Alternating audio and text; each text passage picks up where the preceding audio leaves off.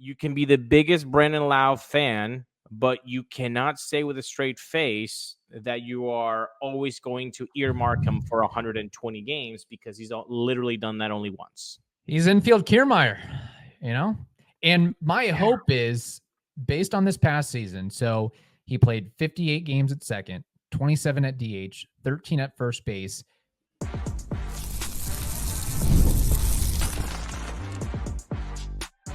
You are Locked On Rays, your daily Tampa Bay Rays podcast. Part of the Locked On Podcast Network, your team every day. Welcome to Locked On Rays, your daily podcast covering everything Tampa Bay Rays, from game analysis to player interviews. We've got you covered with all the latest news and insights. My name is Kevin Weiss. I'm Ulises Sambrano, bringing you expert analysis and passionate discussions about our beloved Rays. Whether you're a diehard fan who vividly remembers Longo's Game 162 just like us, or you remember the early Devil Ray days of Wade Boggs and Carl Crawford, we're here to break down every play, every trade, and every milestone. In fact, this is our 6th season covering the Rays daily. In every season up till 2024, they've gone to the playoffs, but you can still grab your favorite Rays gear, settle in, subscribe to our Locked On Rays YouTube channel and other podcast platforms. You can also find us on X and Instagram at Locked On Rays. Today's episode is brought to you by Gametime. Download the Gametime app, create an account, and use code LOCKEDONMLB for $20 off your first purchase. All right, it is that time of year, player review time, which means throughout the course of the next several weeks, we're not going to do a player review every single day. I think people would get lost in that, but we'll try to sprinkle in 1, 2, maybe 3 a week and see how it goes. I think that's kind of what we've put out there, thrown out there. And I don't think we're going to do every single player, but probably highlight some of the mainstays, the notables, I would say. Yeah, notables, mainstays. I don't think, I'm not going to put, actually, I'm going to reserve. Yeah. You don't need to put anybody's business out there. But exactly. Yeah. But we have a soft list that we're going to keep up. So today's player though has been a mainstay, has been in this team since 2018, and you could possibly say that he's the veteran in the clubhouse. That would be Brandon Lowe, the longest tenured Ray of all time. No, I'm just kidding, but it does seem like that sometimes. Who is the longest tenured? I guess it'd be Longo, right? I think it'd be Longo, yeah. Yeah, it'd have to be.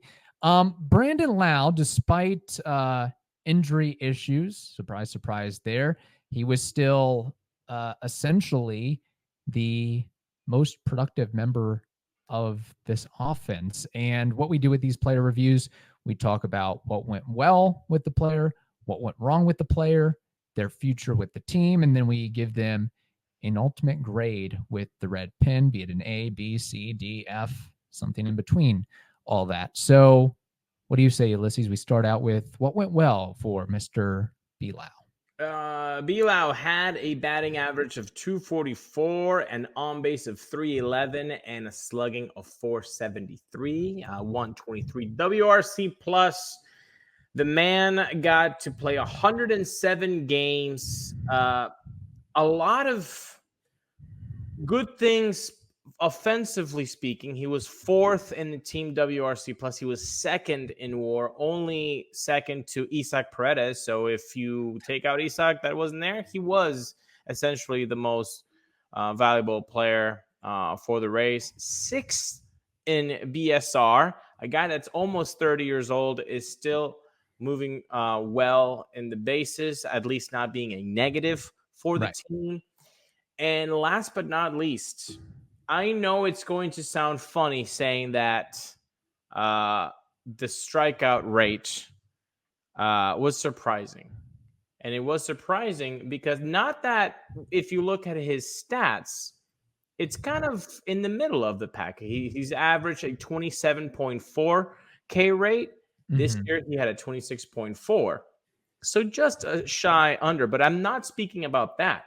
I'm speaking about the fact, this is going to be very frustrating. If you take all of the Rays that at least had 50 plate appearances, 50 plate appearances. All right, I'm lying. 49 plate appearances. 49. Kevin, where would you rate Brandon Lowe's strikeout rate? First being the worst, 22nd being the best strikeout rate. I will say, well, he definitely doesn't have a better strikeout rate than Yandy Diaz. And maybe Yandy Diaz has the best one, correct. Yeah. Yandy Diaz is the best. I would say 17th, 18th. Okay. As unfortunate as it is to say that. So 17th, 18th worse, right? Like that's what you're saying. Like, okay. Wait, well, yeah. So he is. There are guys on this team that have a much more egregious strikeout rate than him, i.e. Jose Siri. My goodness, the list is long. I would never have thought that Brandon Lowe would not be in the top 5, top 8, top 10. He's 11th on that list. Wow. Brandon Lowe is 11th in K rate. That cannot happen. That's a positive for him amongst the group. It's not a great strikeout rate by all means, but this just illustrates the bigger picture where this team struck out way too much. Jose Siri, 38%. Pinto, 37%. Jackson, 34%. Josh Lowe, 32%. Carlson, 30%. Morel, 30%. Shenton, 28%. Caballero, 27.5%. Rordvet, 27%. Taylor Walls, 27%.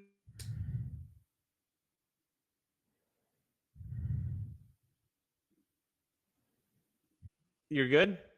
Yeah. You froze on me for a second. Or I froze on you, one of those. Okay. It's crazy that he is not in the top leaders, but it just comes to an effect of what we witnessed in 2024 as an offense, that has the 11th worst and not the top 5 or top 10. Yeah, and those guys aren't hitting as many home runs as Brandon Lowe, where you can stomach a high strikeout rate if you're hitting dingers, and that is what Brandon Lowe did this past season for the Rays in his somewhat limited action with the team, leading the Rays in homers, runs scored. He was second in RBI. What really stood out to me about Brandon Lowe, injuries aside, that's always going to be a given, but the solid, even production, the splits versus lefty and righties. It's actually quite remarkable that he had a higher OPS versus lefties than righties. Not as many at bats, very limited. So that tells me that he was, comfortable in his action. And I think the Rays sort of picked their spots with which lefties to have him face and so on. And then pre-All-Star break, post-All-Star break, very similar numbers. He had a little bit of a slide after the All-Star break, but still very respectable across the board, across the line. You're talking 9 home runs before the All-Star break, 12 home runs after the All-Star break, 248 average before the All-Star break, 241 average after the All-Star break, 819 OPS before, 757 OPS after. So I think that consistency versus lefties, versus righties, before the All-Star break, after the All-Star break is key and important. And at least in the last handful of games, what I started to notice, he was in some ways not always selling out for power, where there was a runner in scoring position or he needed to make something happen. You got a runner at second, you got a runner at third, which maybe speaks to him being second on the team in RBI, was, hey, I'm just going to hit a single up the middle. I'm going to pull a ball. I'm going to hit a ball the other way. I'm going to hit a hard grounder. The second baseman or the shortstop's going to have trouble with it. I'm going to score that run, and I may leg out an infield hit. It seemed like he was able to do that way better than in years past. Yes. And maybe that's a little bit of like knowing his body. If that torque is going all the way for that power, maybe it gets him a little bit hurt a little bit more. Maybe that's it. Maybe it was just a change of approach, but the high leverage numbers were definitely better than a lower and middle leverage numbers when you look at that. Now, I do have something to argue with. Okay. with the split in production, because although first and half and second half do seem similar, I looked at it by month, Okay. and Yeah, that's when that's you where you see. can have an issue with Brandon Lowe. That's true. Yeah, the it's like a bell curve. It's very low in the beginning in March, April, and May, and then June it jumps up to July, and then in August it trickles down again. So, first half and second half, you're right. It Yeah. does look ish, but the month to month variance with Brandon Lowe, it really is crazy. Like if you look at its WRC plus month by month, it's 77, 96, 142, 198, back to 95, and then 90. So it's just like Yeah. whoop, goes up and then goes down. So it's crazy, but the numbers are there at the end of That's year. ultimately, I guess, what matters at the end of the day. But yeah, there is some variance month to month for sure, and he's I think notoriously been a slow starter, especially in April. But you know, if you're not healthy, that's another question as well. And what I also want to point out with him, you know, getting some base hits, some singles, smacking the ball around, it did seem like he had a better approach to handle. Okay, I can get the 96 fastball up in the zone. I can get the breaking ball that's tailing away from me and I have to reach out and smack it. I think different types of pitches he was able to handle maybe more so in past years. I don't have the splits and the numbers on, you know, how he did versus this particular pitch versus another particular pitch, but just on the eye test, at times he seemed to be okay in that respect. So just wanted to point that out. And if you look at the advanced statistics on Savant, yes, he's 30, but he is still strong as an ox, strong in a little package of his with the bat speed, the barrel percentage, the expected velocity, the sweet spot percentage with the launch angle. It's still working in his favor for sure. So. That's right. All right. We have more to discuss on Brandon Lowe, but first we have to tell the audience something very important, and that includes Gametime. Gametime is the only ticketing app that gives you complete peace of mind with your purchase. See the view from your seat on your phone before you buy, and their all-in pricing feature shows your total cost up front. Buy tickets in seconds with 2 taps. It's really, really easy to use. There is also so many ways to save money on tickets, no matter when you buy. Last-minute deals on tickets right up to the start of the event, and even an hour after it starts. That's usually what I do because I show up late. That's kind of my MO. Exclusive flash deals and sponsored deals on tickets for football, basketball, baseball, concerts, comedy, theater, and more. And zone deals where you pick the section and Gametime picks the seats for big savings. So this is why you need to use Gametime. You take the guesswork out of buying MLB tickets and more with Gametime picks. Download the app today, create an account, and use code LOCKEDONMLB for $20 off your first purchase. Terms apply. Again, create an account and redeem code LOCKEDONMLB for $20 off. Download Gametime today. Last minute tickets, lowest price guaranteed. Once you're done doing that, do something for your body. Make it feel good. We all like it when our body feels good, and you can do that if you go to the joint. Okay? 90% of elite athletes, including NFL pros, rely on chiropractic care to stay at the top of their game and perform at their best. So no matter what you do in your day-to-day, your body needs some love. So at the joint, you just walk in there. No appointment. You just walk in there, get the care that you need, same day, no scheduling hassles.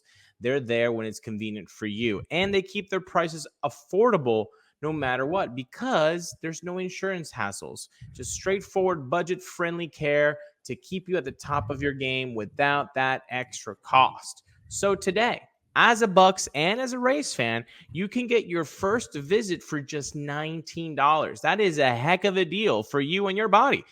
Head over to Buccaneers.com, check out the contest and promotion sections under the fans tab, and download the offer. A great deal for great fans. Head to thejoint.com to find your nearest Tampa area location today. I think probably the biggest mistake in what went wrong with Brandon Lowe was not going to the joint for some of his issues, be it, Blake, neck stiffness, leg discomfort, lower back inflammation, whatever it is, just sign that puppy up, sign that dog up for the joint. And maybe he might play more than 107 games in 2024 and more than 109 games in 2023 and more than 65 games in 2022. And if we're just diving into what went wrong, guess what? That was It's the games played once again for Brandon Lowe. And I know it's the third time that he's crossed triple digits here with 107 games, but he's been in the league since 2018. I'm going to take 3, 4, 5, 6, 7 years in the league. I'm going to take that year out, right? I'm going to take 2018 out.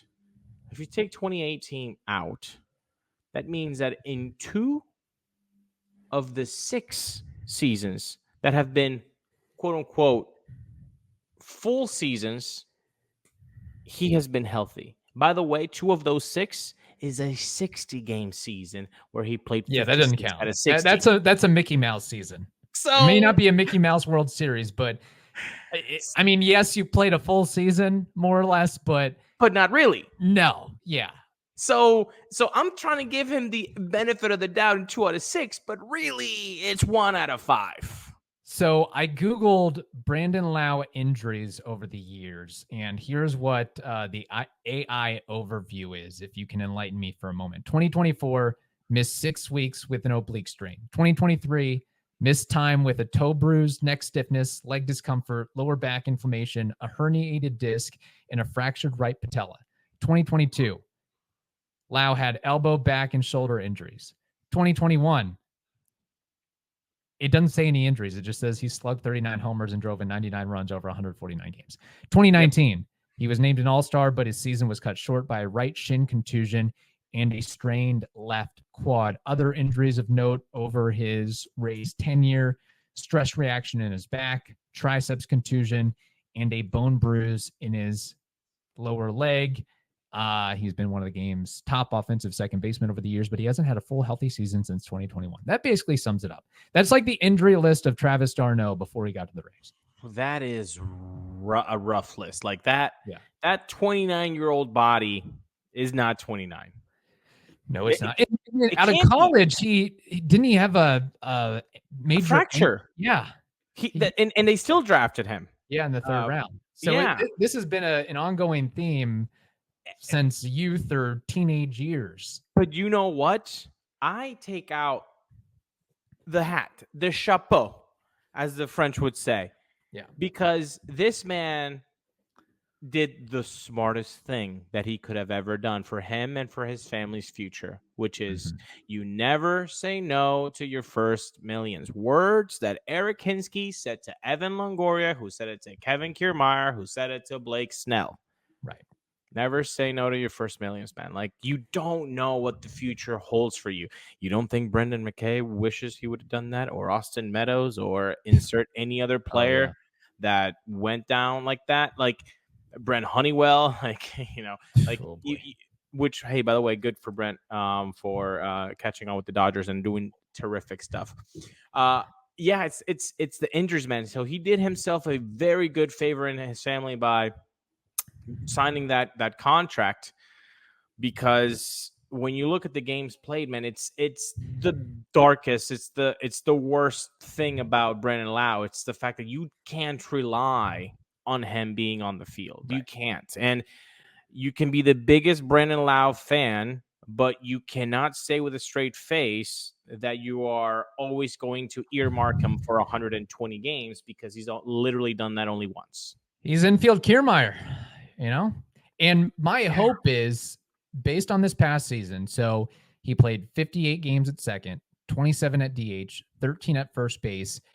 My premonition is, assuming that the Rays, we'll get to this, his future with the team, but wherever he plays with the Rays or another organization, maybe the mindset, the idea is, let's further limit his workload at second, have him DH more, have him first base more, and maybe you can get him a little bit healthier and less wear and tear while still tapping into that offensive potential of his. it's great to see those slugging numbers from a second baseman, but it works just fine if you're a first baseman or a DH. You can live with a 140 game season of Brandon Lowe putting up 30, 32 bombs or whatever it is. Especially because then you can kind of have two guys whose bodies are not, the best with Yandy Diaz and Brandon Lowe. If you share the load at first base, and also it's a righty-lefty platoon, which obviously you're not going to sit both of them. I mean, like you said, Brandon Lowe did very well against lefties, but certain lefties, hey, maybe you can put them on there. Also, I don't think Brandon Lowe would have seen as many at-bats against lefties or specific lefties if the Rays didn't have a problem with the lack of good lefties in their lineup. That's why he saw as many at-bats as he did. He wouldn't have if there's a Luke Raley there, a guy like that, you wouldn't have seen, but there's no Luke Raley, or there's not a big bopper on the right side either. So you had to play Brandon Lowe.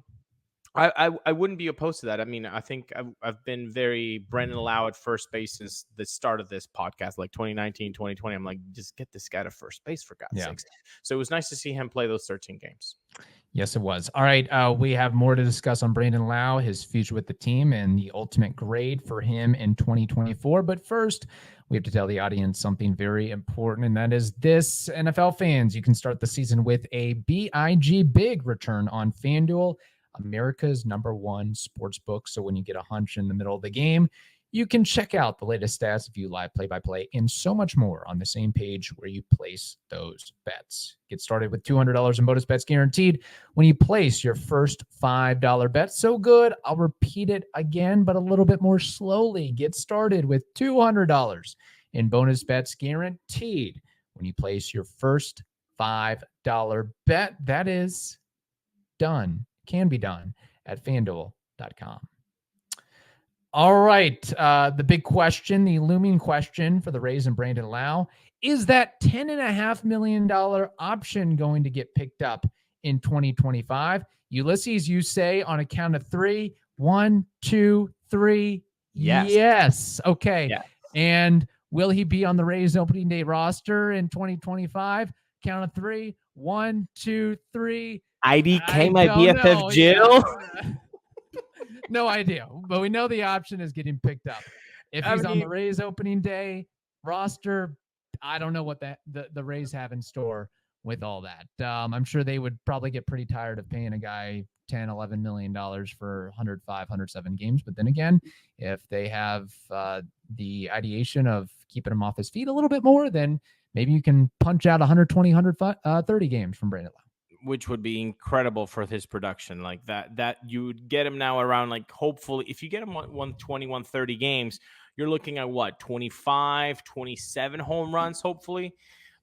He has those 2 years left on those options, the 10.5 for 2025 and then 11.5 at 2026. They escalate $1 million each for any top 5 finish in MVP. So that could be kind of cool for him. I think it's what you're saying is he's motivated to be healthy and available. Exactly. And even if he doesn't finish, he had a 2.2 WAR. If usually you take WAR into the $6 to $8 million range per WAR, I mean, he is just a bargain at 10.5 when he has easily been a 2 point something type WAR player every time that he is on the field. So that aspect of it, I think it's going to get picked up rather easily. The other question, will he be wearing a Rays uniform, depends on what do you think about Jonathan Aranda? What do you think about Curtis Meade? What do you think about Jose Caballero? What do you think about Taylor Walls? Like, those supplemental pieces are going to be affected with the Brandon Lowe situation, because you can't carry all of them again. Because not all of them can hit. And you saw what happened when not any of these guys can hit together. So you need to do something. There needs to be some shuffling.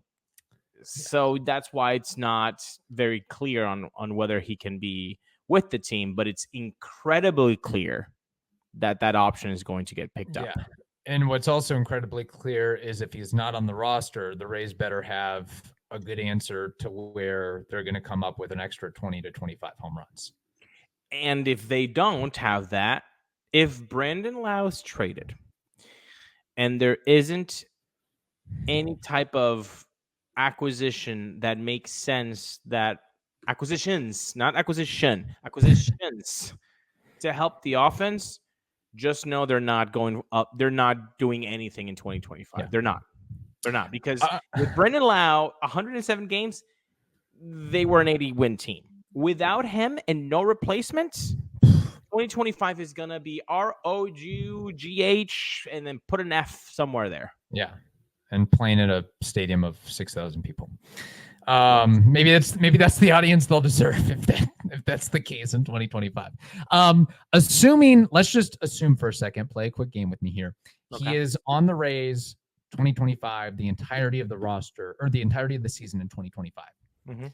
If you were to bank on how many games he plays next year, what would you put the over under at? I would put the under at like 97.5. Ooh, so you're basically saying he's gonna continue to get injured. I'm gonna trust the historical evidence here. Yeah, not getting any younger. Younger. I do think the first base switch will help. Yeah, if they actually keep up with that, but will they? I think a big factor in that is Chris Morel. If you're going to play second base, you also have to bring some offensive punch to make that worthwhile. I know it's Brandon Lowe, but is it fair to say that it seems like they're really hinging on Chris Morel to explode? Because it kind of feels like it. And Top wrote an article. Yeah, they're hoping he's Logan Forsythe. He struggles out the gate and then gets it going 2 years from now. Okay. Or the following 2 years, I should say. I hope so. He's got it. Hey, he's got a track record. He's got a history. So it's not that long of a track record. I know, but he's shown a little something before, and hopefully he can show it again. So, so I'm guessing you're not, if your over under is around 97, 98 games, you are not necessarily banking on Brandon Lowe to lead the Rays in homers in 2025. Or is the suggestion that they're not going to find power anyway, anywhere, and it's going to be Brandon Lowe popping out 21 again, and that'll be your clubhouse leader? God, it's because that would be unfortunate. I think I want to say yes, just to be like, but I'm just gonna look. Let's just turn it positive. Okay. No, I hope he is not the leading home run getter in the clubhouse. Hopefully somebody else. But I do think that if you gave me the option of going over or under 97.5, I'd go over. Okay. I'd go over. I think he's going to make the triple digits. He made it in 2023, 109. He made it in 2024, 107. I would have him right there for 2025, but it's close to the over-under, and that would earmark him for between 20 to 25 home runs, which hopefully is not clubhouse leader. True. All right. Let's get the red pin out. Mark the grade. Brandon Lowe, what are you giving him? Well, seeing as you're wearing a red hoodie, and for those that didn't know that, guess what? Go to YouTube, hit the like button, hit the subscribe button, help us out with the algorithm. The algorithm is a bad guy, so you got to help us out. You, Kevin, are wearing the red hoodie. You go first. All right. If he had given me 130, 135 games, I'd probably give him an A. But considering all the time he missed and the time that he was healthy and available, put up good numbers, clubhouse leading numbers in a lot of different categories. So with that, I will give him a solid B, 86. Fair enough. I see his walk rate went down significantly, like 4%. K rate just down 1%, which is nice. Again, he was a positive in the base paths. He was second in WAR, fourth in team WRC plus.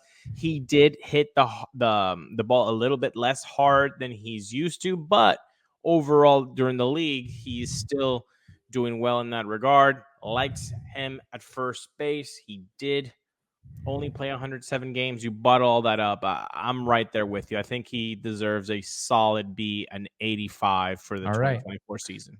Fair enough. Hit it up in the comments. What are you giving Brandon Lowe his grade for the 2024 season? And we may read those comments at another point. All right. In the meantime, thank you for making Locked On Rays your first listen every day, including today. For your second, find Locked On MLB. Prepare for the Fall Classic with our great buddy Sully. He's got it all covered every single day. You can find Locked On MLB on the YouTubes or wherever you listen to podcasts.